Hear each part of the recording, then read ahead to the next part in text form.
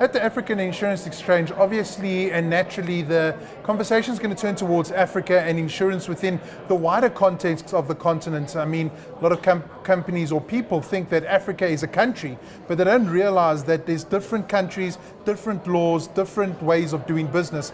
And I'm joined by Delphine from Allianz, who can really give us some insights into Africa and how we can help each other out and gain some insight from each other. Delphine, welcome. Thank you. Thank you. Let's talk about Africa in a global context. What is the insurance industry like in the different countries in Africa, and how does it compare to South Africa?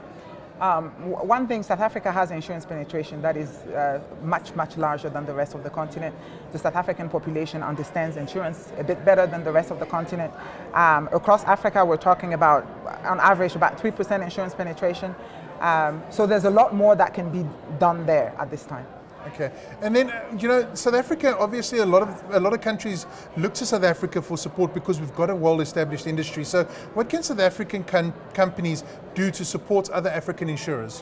One key topic is helping with skills development. There's a lot of good skills here in South Africa, so how do we then use the teams here in South Africa to help support and train people across Africa?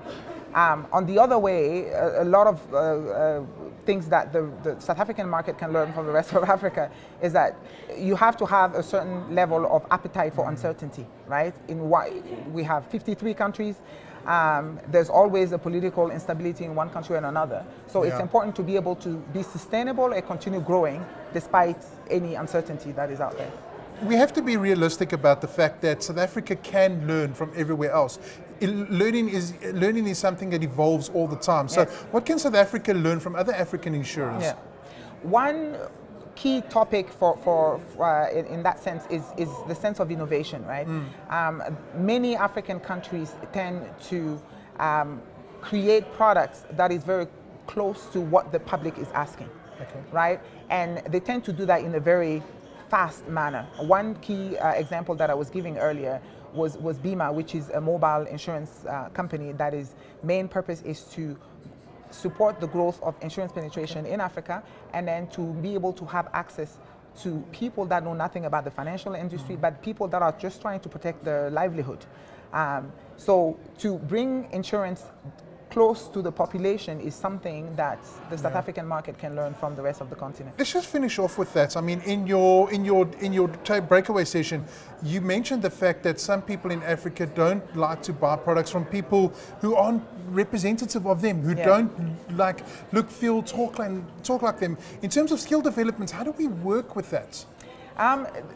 There's a lot of one of the key topics is that there's a few people, whether it's in South Africa or the rest of the continent, that have grown quite substantially in their careers and that have the skills to be able to transfer it.